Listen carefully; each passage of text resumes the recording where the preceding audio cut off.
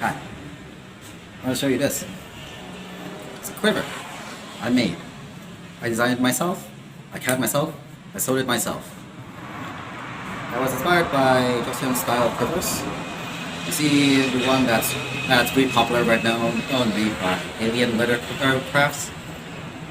I basically took the design, mainly from the front pocket, the back pocket is a little different. I took the two pocket design, I modified a bit.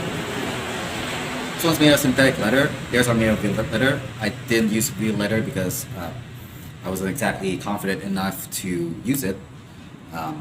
This is my first ever leather work, and it's made of synthetics, which also makes it a lot easier to work with because I'm not super experienced. I don't have the best tools with me. That's the traditional East Asian thing where you have two pockets, one big quiver and one small quiver. The original one made by by Alien Leatherworks. It was one big quiver and one like smaller quiver, which was the same shape, so it was the same cut, but it was smaller. This one's slightly different. This one is a bit more boxy, the second quiver. I took the look from the Manchurian in quivers of history, where you have hinges. The ones made by the Joseon were riveted on. This one is sort of like hinges, kind of floating. It's on by belts. One here, one main belt supporting the weight, and three stabilizing belts.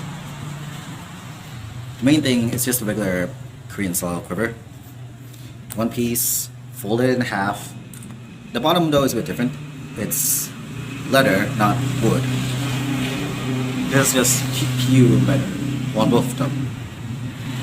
I didn't use wood because it is a bit I'm not exactly the best at woodworking, especially fine woodworking.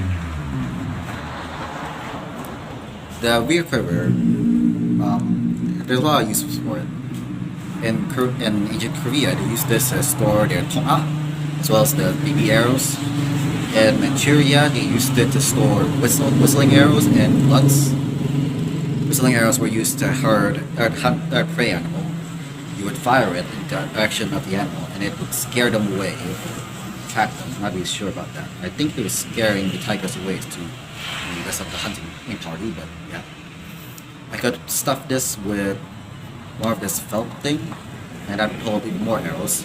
But right now I'm just using it as a pocket to store rings, finger tabs, and other stuff, maybe binoculars. I can totally use this to store more arrows if I want to. But the meat pocket is already good enough. This holds sometimes 21, like these, it holds at least 21 of these larger 8 millimeter traditional arrows. Modern arrows are a lot smaller. They're only about 5.4 millimeters thick. So I could fit well over 20 of them into this pocket below. They're kind of squished together, but it fit there and it fit. I could add another pocket to fit one of these. So in total, this holds quite a lot of arrows. Maybe too much. I don't think synthetic leather, the belts are made of synthetic leather. So I'm not sure if that's strong enough to hold over 20 plus, let's say 12 arrows. But that's an option. I'm probably going to use this as a pocket for random junk and probably blunts and special arrows too, if I ever decide to make some. But yeah, this is my first ever leather art scrap. Oh yeah, I should probably mention, I've never held the real model, the actual historical Korean quiver. But what I'm seeing in pictures is actually pretty small, and this one, it's big. It's pretty big. I'm like 5 foot something, 160 centimeters. And yeah, this is pretty big. This one is like, what is this big? So yeah. My first leather work. It's got these straps. It holds these O-rings, which I use for these. I can also perhaps store BB arrows inside these little pockets, or pens and stuff. Got a vertical one for pens. Maybe I could hook on a notebook I can store a notebook here in case I need to write down scores and stuff. Maintenance, siding settings for a bare bow. Stitchings are handmade. All the stitches are handmade. Even the bottom ones are obviously handmade. Look at it, it's kind of dirty. That's a card. The belt isn't leather. It's made of cloth because I just have this extra belt lying around for right now. So yeah, just gonna adorn it. The original one, it was held on by two belts. One belt is supporting the weight of the main pocket, and two were stabilizing it. The second one was stabilizing it. It had one attachment onto the center rivet here, as well as the second pocket, which stopped it from moving around as you went on a horseback while we're running and walking. I did not do that.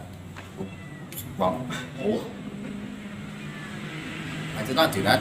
I attached it all to a single belt, as you would see with Manchurian quivers. Everything was attached to a single belt, and all the stabilization was done on the main quiver. The second quiver was simply hinged on pocket for sort of extra air, sort of like an afterthought sort of thing. This letter works. Yeah, baby, I like how it works. Straps are useful for cutting stuff.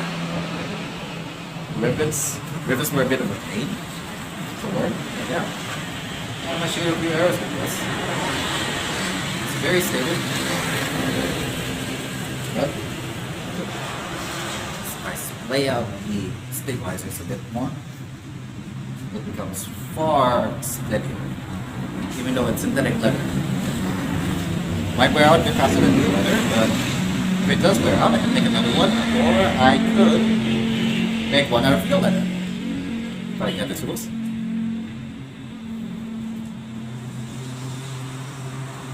Who knows, perhaps I might make another one specifically to give for a friend. Who knows?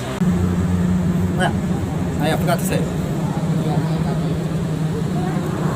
It's a quiver. There's also a horseback here. Or motorcycle pack. Staying up for that.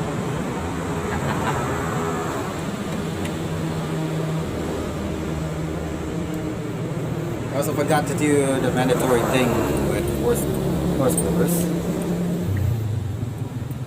Like I saw a woman do this. Ignore that. Certified.